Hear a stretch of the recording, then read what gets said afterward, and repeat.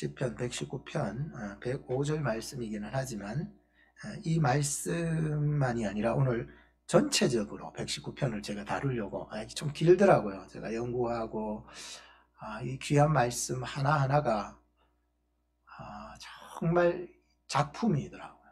예술 작품이더라고요. 정말 어떻게 이렇게 누가 기록했는지는 작자 미상인데요. 이게 119편은. 근데 아주 하나님의 그 오묘한 작품이 들어있었습니다. 그래서 오늘 119편 전체적인 전반적인 내용을 가지고서 세 가지를 교훈을 던져주고자 하는 것입니다. 그래서 저와 여러분들이 그 말씀 가운데 다시 한번 저도 은혜 받고 또 여러분들도 이 말씀에 도전받고 했으면 좋겠다는 생각을 가집니다.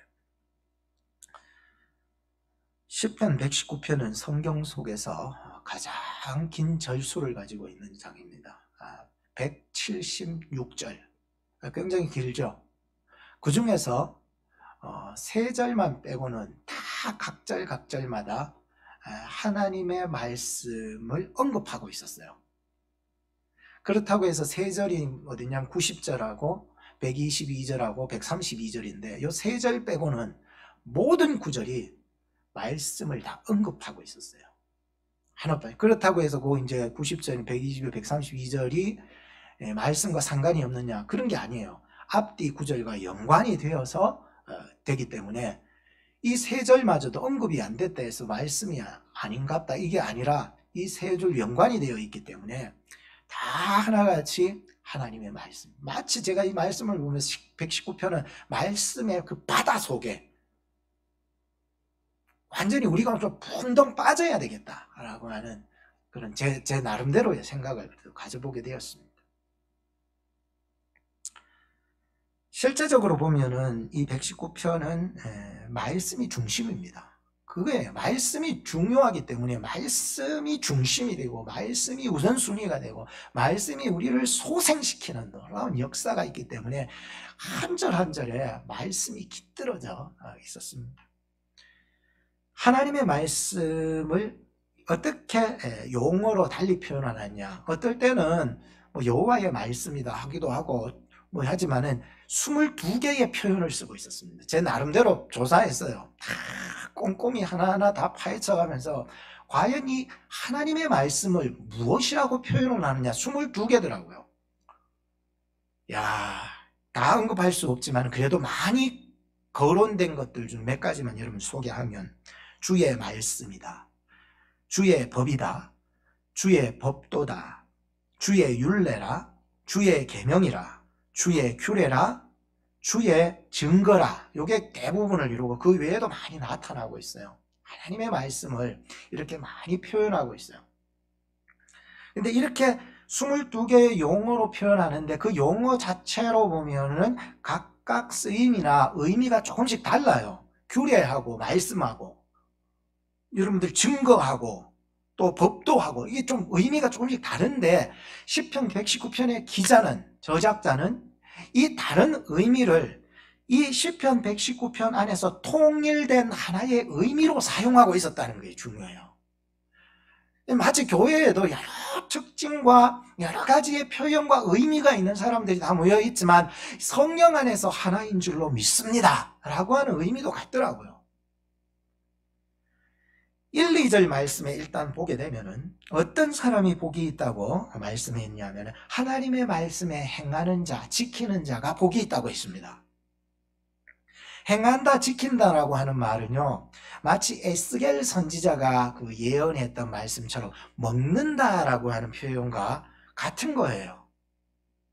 우리가 병원에서 의사 처방을 받고 어디 갑니까? 약국에 가서 약을 받아서 사다 놓고 있는 것만 아니라 그것을 먹어야 내 몸에 병을 고치고 힘이 나고 이렇게 되듯이, 회복이 되듯이 이 에스겔서 2장에 보면 너는 받는 것을 먹으라, 표현이 참 대단하죠. 하나님이 말씀을 주실 때에 그 말씀을 받아 먹으라. 너의 배에 넣으며 창자에 채워라. 에스겔이 먹었더니 그 입에 꿀처럼 달았더라. 오늘 하나님의 말씀을요, 우리가 받을 때에 정말 이처럼 꿀처럼 받을 수 있는 마음 말이죠. 복이 있다라고 해요. 하나님의 말씀을요 꿀처럼만, 아멘, 그 말씀이 내게 이루어지기를 원합니다. 마리아처럼 하나님의 말씀을 순종했던 아람 장군 나만처럼 말씀만 하옵소서, 그러면 내 하인이 낳았긴 백부장의 믿음처럼 주님이 말씀할 때 그 말씀을요 내 배에 넣고 창자에 채우고 마치 꿀처럼 달게 그 말씀을 받아 먹는 자에게는 그 말씀이 복이 되게 되어 있다는 거예요. 1, 2절에 말씀하고요. 9절 말씀해 보니까 이 시대의 청년들이 무엇으로 깨끗할 수 있느냐라고 말씀해 주고 있어요. 참 9절 말씀 보니까 주의 말씀밖에 깨끗하게 해줄 수 있는 게 없다고 기록하고 있어요. 그래서 여러분들 세상에 우리로 하여금 성결하게 하고 거룩하게 하고 하나님의 백성으로 능히 살게 할 수 있는 건 하나님의 말씀밖에 없어요. 미국에 이 기독교 리서치 하는 기관이 있는데 거기가 바나 그룹이라고 하는 그룹이 있어요. 그리고 미국에도 성경을 만드는 공회가 있잖아요. 한국 성서공회가 있듯이 미국 성서공회도 있어. 미국 성서공회하고 바나 그룹하고 리서치를 했는데 사람들을 조사했는데 2020년 올해 성경 읽는 퍼센테이지가 작년 14% 사람들이 올해는 9%까지 내려가 버렸대요. 아니 코로나 사태가 벌어졌는데 성경 읽을 시간이 있음에도 불구하고 성경이 읽혀지지 않고 있다는데 희한하죠. 지난 10년간을 조사를 했는데 올해 2020년이 가장 성경 읽는 게 저조하게 떨어졌다는 거예요. 물론 앞으로 이제 남아있는 시간들은 어떻게 될지 모르지만 오늘 우리만이라도 참 살아있는 사람 같은 성경을 읽어나가는 마음가짐을 좀 가져야 되겠다는 생각이 듭니다. 어렵다 보니까 성경 보기보다는 자꾸만 뉴스를 덜 받아보고 자꾸만 하나님의 말씀에 집중하기보다 세상의 두려운 것들에 대해서 집중을 하다 보니까 우리의 마음은 찾아오지도 않는 질병을 이미 가진 것처럼 무섭고 두려워하며 살아가고 있더라라고 하는 거예요.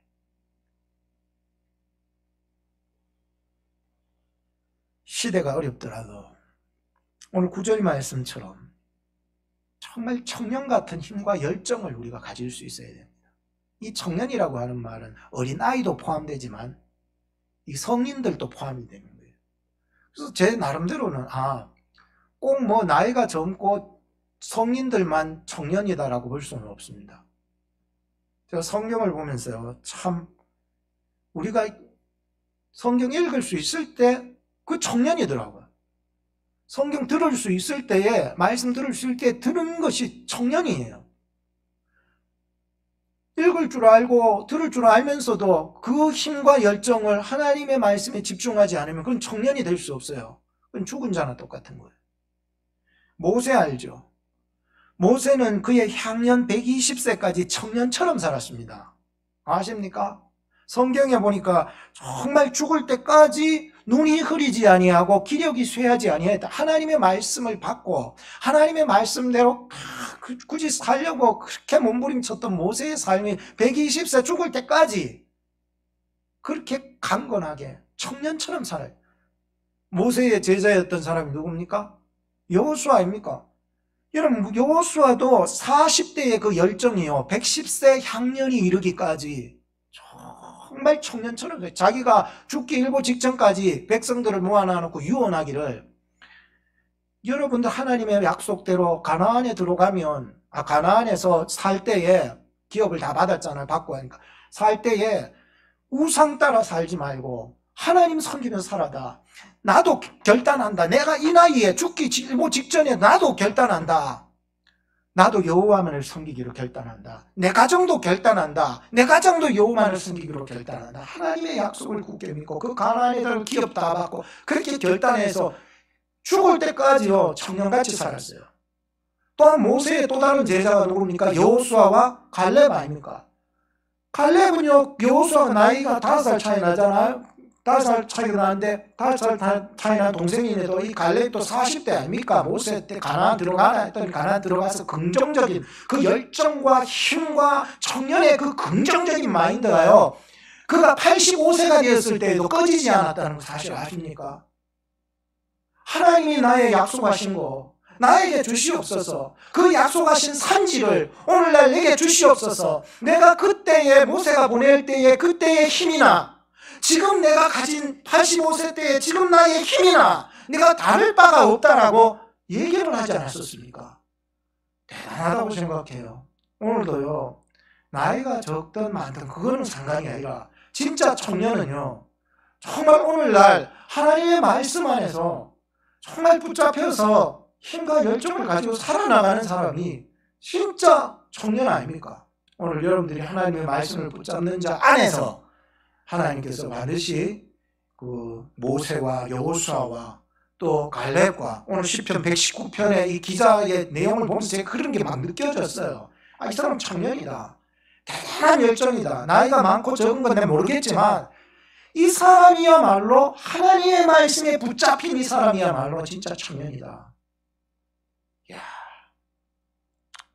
오늘 청년의 힘과 열정이 말씀 안에서 여러분도 회복될 수 있기를 주님의 이름으로 축복하는 것입니다. 자, 오늘 제가 세 가지를 말씀드릴 텐데 잘 기억하시고 또 이 마지막 이 7월 마지막 한 주 끝까지 힘있게 살아나가기를 바랍니다. 첫째는 말씀이 사랑이 되고,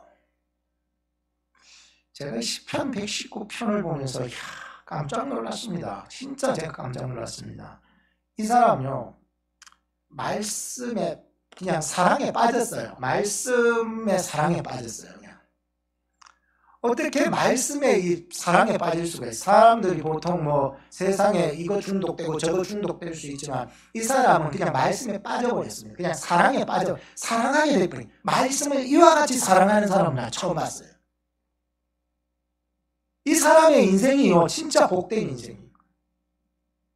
완전히 그냥 사로잡혀서 말씀의 사랑에 빠졌는데 어떤 시련이 온다 할지라도 이 사람은요, 말씀 붙잡고 이겨낼 사람이더라고요. 사람이 목숨이 왔다 갔다 하면은요, 제가 가장 사랑하는 사람한테 전화 안 돼요. 엄마 사랑해, 여보 사랑해. 가장 사랑하는 사람한테 마지막 순간에 말을 하는 거예요. 힘들고 욕심내가. 오늘 여러분들이 말씀과 사귐이 있기를 바라요. 말씀하고 사귀어봤습니까? 말씀과 사귀다가 추억이 생겨야 돼요. 아, 내가 어려움 속에서 이 말씀을 능히 붙잡고 살아계신 그 말씀 속에서 내가 능히 이겨냈던 추억들이 자꾸만 쌓여야 돼요. 그거이 나중에 하나님 앞에 기도 제목이 되더라고요. 말씀은 언제가 안 되었고 그냥 내 뜻대로 살다가 나를 기억해달라. 절대로 아닙니다. 진짜 복 있는 사람은 하나님의 말씀을 가까이 하는 사람. 지난 주간에 대구에 아는 친구 목사랑 통화를 하면서 그가 내게 물었습니다. 목사님, 왜 사슴이 시냇물을 찾는 줄 아십니까? 그러더라고요. 제가 단번에 얘기했죠. 아, 그냥 목이 말라가지고 사슴이 시냇물을 찾지요 라고 했습니다. 그때 그 목사님이 이런 대답을 합니다. 목사님 아니에요. 사슴은 원래 열이 많은 짐승이라서 물가를 자주 찾는다는 것이었어요.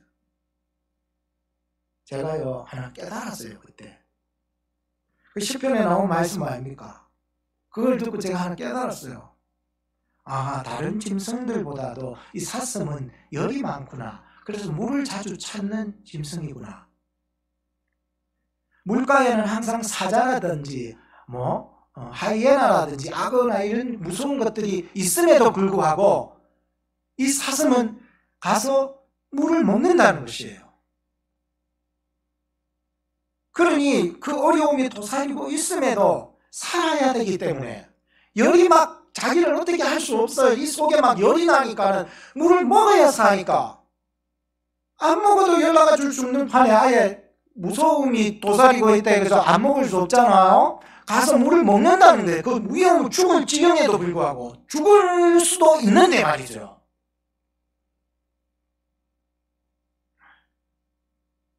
20절 말씀을 봤습니다. 이 얘기를 하고 나중에 성경을 보면서 20절 말씀을 봤는데 주의 규례를, 말씀입니다. 규례 주의 규례를 항상 사모함으로 내 마음이 상하나이다. 그래서 해석자가 필요한 것 같습니다. 여기 상한다라고 하는 것은 말씀을 읽으니까 내 마음이 막 다치고 상한다 그 말이 아니에요. 갈급하다 못해 찢어질 정도로 갈급한 심령을 가지게 된다. 그 뜻이에요. 오늘 우리가 하나님의 말씀에 얼마나 찢어질 만큼 갈급하고 하나님의 말씀을 사모하고 있을까요?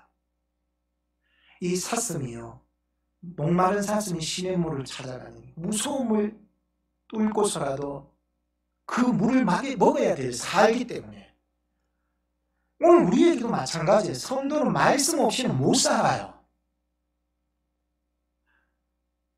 이 속에서요 참을 수가 없어요. 주님에 대한 사랑이 이 속에 막 들끓으니까 주님을 믿는 자는 주님의 말씀을 또한 믿고 주님이 말씀을 성취해서 나로 믿음을 주셨기 때문에 주님이 이루신 그 말씀이 내 속에서 막 갈급하게 구하는 거예요.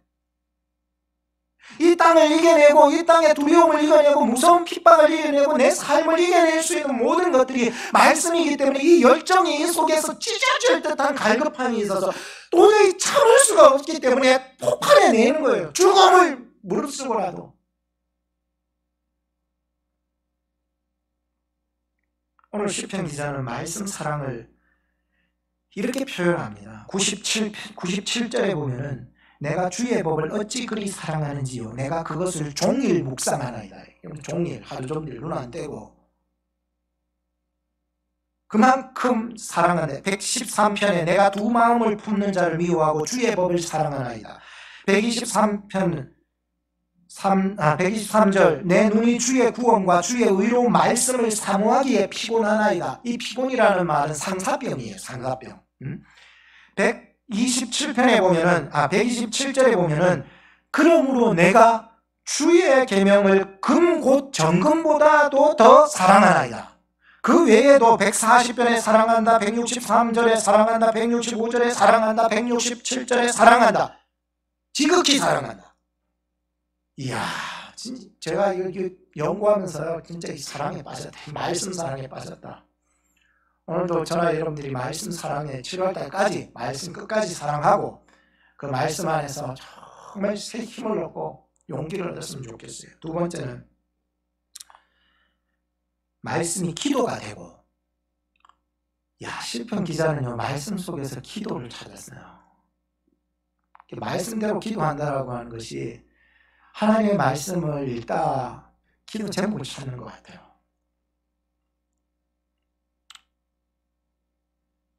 지난 주간에 큐티를 하면서 우리 다 하시리라 생각하는데 큐티 하세요. 큐티 하시고 히스기야의 기도를 보게 됐습니다. 그때 당시 아수르 제국이 판을 치고 있었잖아요.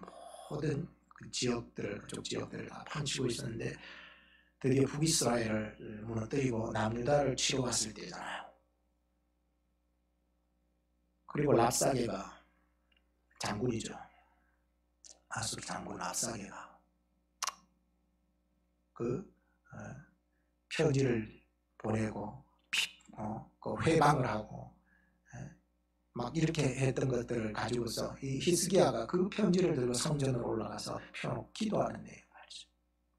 하나님 아시죠? 하나님 이렇게 얘기하는데 하나님 아시죠? 눈물로 기도합니다. 하나님이 들으시면 되더라고요. 하나님이 들으셨다고 그러더라고요. 우리도 하나님의 말씀 읽다가 기도 제목이 생각나면 그 말씀대로 기도하십시오. 그냥 그 자리에서 기도하십시오. 하나님이 들으시면 해결되더라고요. 저 사람이 뭐 어쩌고 저쩌고 그러지 말고 하나님이 들으시면 돼요. 그 다음날 아침에 하루아침에 어떤 일이 일어났습니까? 18만 5천 명 아수르 군대가 송장이 되어버렸습니다. 치러 왔던. 그리고 히스기야가 두 번째 사건 하나는 더 병들어 죽어갈 때에 그가 벽을 향하여 기도합니다. 여호와여 구하오니 내가 주의 앞에 진실과 전심으로 행하며 주의 목전에서 선하게 행한 것을 추억하옵소서. 이 히스기야는 추억이 있었던 사람이네요. 하나님과의 깊은 교제의 추억, 하나님의 말씀을 읽고 묵상하며 기도했던 모든 추억들이 그에게는 있었던 거예요. 나 기억해달라는 거예요.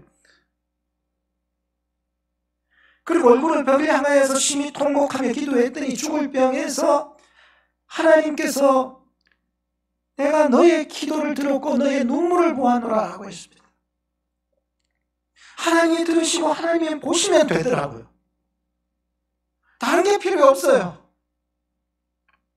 하나님이 들으시고 보셨으니 그의 생명이 15년이 연장되어 버렸습니다. 야, 대단합니다. 그리고는 아수르가 공격 못하도록 하나님이 지켜주시고 예루살렘을 무너뜨리지 못하도록 하나님이 보호해 주시고, 진짜 대단하죠. 그 징표로 해 그림자를 10도로 백시켜 버렸습니다. 와, 세상에 이런 일이 있습니다. 시편 119편 속에서는 60번의 기도 문장이 나왔습니다. 이거 찾는다고 찾아봤더니 60번이 나오더라고요. 야, 다 소개할 수는 없고 제 개인적으로 은혜 받았던 4개만 소개하면은 25절에 보면 내 영혼이 진토에서 붙어 싸우니 주의 말씀대로 나를 소성케 하옵소서. 116편에 주의 말씀대로 나를 붙들어 살게 하시고 내 소망이 부끄럽지 말게 하옵소서. 133편에 나의 행보를 주의 말씀에 굳게 세우시고 아무 죄악이 나를 주장치 못하게 하소서. 173편에 내가 주의 법도를 택하여 싸우니 주의 손이 항상 나의 도움이 되게 하소서. 제가요 60개의 이 기도문 중에 4가지만 소개했습니다. 하나님께서 성도의 기도를 들으십니다. 성도의 눈물을 보십니다. 골방에 들어가서 은밀하게 신음하는 소리까지도 하나님은 들으시고 응답해 주시는 하나님이십니다. 위기의 때입니다. 인생의 밤입니다. 나그네의 외로움을 걷고 있는 이 때인 것 같습니다. 사랑하는 여러분, 하나님의 말씀 속에서 하나님 나를 살려주셔서 소생케 하소서. 소생케 한다는 말이 많이 나오잖아요. 살려달라고. 하나님 이런 때에 하나님 우리를 살려주시옵소서 라고 신음하는 그 소리를 하나님은 들으시고 화를 변하여 복이 되게 하실 것이며 죽을 일 변하여 소생하게 만들어 주실 줄로 믿습니다. 마지막 3번째는 말씀이 노래가 되고, 말씀이 사랑이 되고 말씀이 기도가 되고 이제 말씀이 노래가 되는 거예요. 주기철 목사님의 그 장남이었던 주영진 전도사의 이야기를 제가 쭉 읽어보게 되었습니다. 이 주영진 전도사님은 주기철 목사님의 장남입니다. 첫째 아들인데요. 길게는 못 살고 이제 그 핍박 속에서 아버지를 뒤따라 순교하게 되는데, 이 전도사님이 김제교회를 맡은 지 6개월이 되었을 때에 1946년 어느 주일날 공산당은 김일성 장군과 소련의 스탈린 사진을 공공 건물에 다 붙이게 했고 김제교회에도 드디어 붙이라고 강요를 했습니다. 이 주영진 전도사님이 어떤 분인데요? 붙이 계십니까? 아버지가 주기철 목사님이에요. 그렇게 강요하는 공산당의 강요에도 이 교회는, 우리 교회는 하나님이 예배하는 곳이고 하나님께 기도하는 곳이지 사람을 우상화하고 숭배하는 곳이라고 아니라고, 숭배하는 곳이 아니라고 하나님의 말씀대로 선포를 했습니다.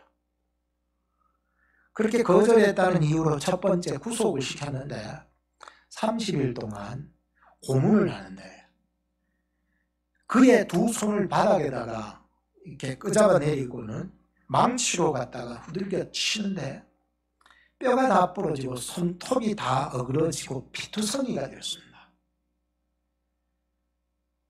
그리고는 다시 감옥소에 쳐넣게 되는데 그는 그 아픈 손을 벌벌 떨면서 앞으로 모으고는 기도를 했는데 이 기도를 했어요. 그게 이제 나중에 그 최병문 집사가 나중에 그 같이 있었거든요. 그 나중에 풀려나서 간증하고 기록되어 있는 게 있는데 이렇게 기도했습니다. 하나님이여 감사합니다. 나 같은 죄인도 믿음의 선진들이 걸어갔던 이 길을 걷게 하시니 정말 영광입니다. 저 불쌍한 공산주의자들에게 하나님의 말씀을 잘 전할 수 있는 기회를 저에게 허락하시니 또한 감사합니다. 하나님, 선친에게 허락하셨던 그 믿음을 저에게도 주시고 그가 걸어가셨던 그 길을 이 몸도 걸어가게 하시옵소서. 행여나 이 고통을 이기지 못해서 내 마음이 흔들리지 않게 하시고 행여나 나를 핍박하는 저들을 저주하는 시험에 빠지지 않도록 저를 도와주시옵소서. 참 거기에 감방에 갇혀있던 많은 사람들을 울렸답니다. 주영진 전도사님은 그렇게 옥중에서 고문이 심할 때에 찬송을 하나 짓게 되었어요. 고난 속에서 지은 찬송이야말로 진짜 찬송 아니겠습니까? 성도들이 성경에 기록한 평안할 때보다도 고난을 당할 때에 내일을 바라볼 수 있는, 이 땅이 아니라 천국을 바라볼 수 있는, 고난이 없으면요 이 땅이 다라고 생각하니까 천국 안 바라봅니다. 영생요 조금 더 생각 안 합니다. 주영진 전도사님이 이 옥중에서 그 고문을 받으면서 찬송시를 지었는데 때릴 테면 때려라, 가둘 테면 가둬라, 예수 전파하다 쓰러지기 바라네. 그 다음 후렴, 예수여 예수여 내 중심에 오셔서 주님 한 분만으로 만족하옵니다. 2절, 굶길 테면 굶겨라, 죽일 테면 죽여라, 성경대로 살다가 천당 가기 바라네. 3절, 타도의 바람 불어라, 숙청의 바람 불어라, 가시밭에 백합화, 예수 향기 날린다. 예수여 예수여 내 중심에 오셔서 주님 한 분으로 만족하옵니다. 참, 지난 주간에 매스컴을 한번 중국의 공산당 국기 몇 해 전부터 그랬어요. 교회를 굉장히 핍박해서 제가 알던, 그리고 우리 교회가 좀 선교를 도와줬던 선교사님도 중국에서 쫓겨나왔죠. 지금 중국에 있던 선교사들 많이 쫓겨나왔습니다. 몇 해 전부터 그 짓을 하고 있었는데 지난 주간에 이 중국 당국에서 이 교회 안에 십자가를 띄고 교인들 가정에 십자가 예수님 사진을 뜯어내고 누구예요? 시진핑 주석의 얼굴을 갖다가 걸어라. 안 그러면 너희들에게 배부되는 생활비 어려움을 끊어버리겠다. 돈 가지고 장난치는 거 보면요 웃기지도 않아요. 진짜 신앙인들은요 돈을 선택 안 합니다. 진짜 신앙인들은요 천국을 선택하죠. 영생을, 왜? 더 소중한 걸 알기 때문에. 그런데 믿음이 약한 중국, 지금 당장 돈이 없고 생활비 끊어버린다면 어떻게 먹고 살겠어요? 그러니 십자가 뜯어내고 예수 얼굴 사진 뜯어내고 그런데 시진핑 주석 얼굴 건답니다.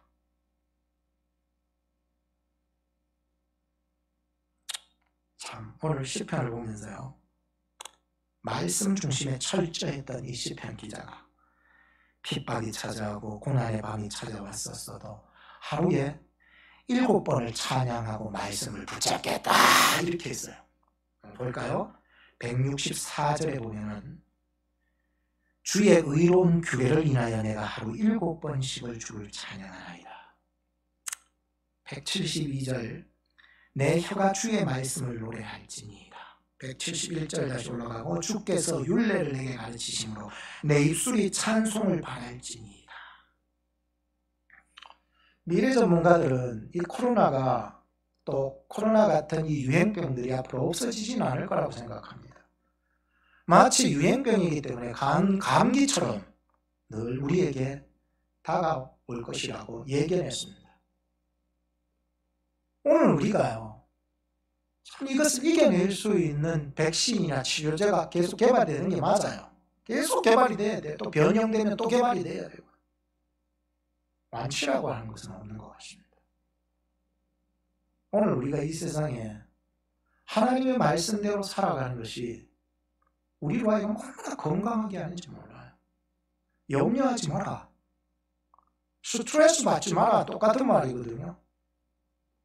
이것이 우리로 하여금 더 큰 질병을 가지고 염려하지 말아야 될 것까지도 오만 거 다 염려하면서 지금 내가 갖고 사니까 이거는 더 큰 질병을 만들어버려요. 항상 기뻐하라. 그 다음 뭐예요? 쉬지 말고 기도하라. 그 다음 뭐예요?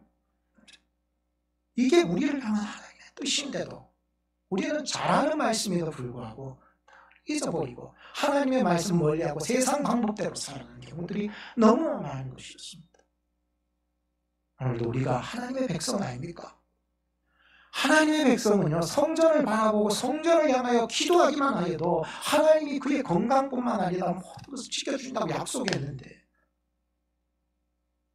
오늘 우리가요, 하나님의 말씀이 육신이 되어 우리 가운데 오신 예수 그리스도를 바라봄으로 말미암아 구리뱀을 바라보고 모든 질병에서 고침받은 처럼 하나님의 백성 말씀 안에서 그 말씀을 사모하고 말씀대로 기도하며 말씀 안에서 힘을 얻어 찬송하는 자들, 그런 자들에게 하나님께서 전령으로 찾아가 주시며 진짜 건강을 그에게 허락하실 줄로 믿습니다. 기도하겠습니다. 하나님 말씀밖에 없습니다. 예수님을 믿기 때문에 말씀대로 이루신 예수님 안에서 말씀이 살아 역사하는 삶을 살게 하옵소서. 7월 한 달을 말씀 안에서 저희들을 붙잡아 주심에 감사드립니다. 이 말씀이 살아서 우리의 죄악된 생각을 사로잡아 그리스도 앞에 복종하게 하시고 우리를 생명의 길로 인도하여 주시옵소서. 말씀을 사랑하게 하옵소서. 말씀대로 기도하게 하옵소서. 말씀 안에서 찬양하며 주 영광 높여드리는 저희들 되게 하여 주시옵소서. 우리를 위해 십자가에 죽이시고 부활하사 영광의 자녀 삼아주신 우리 구주 예수 그리스도의 이름으로 기도드리옵나이다. 아멘.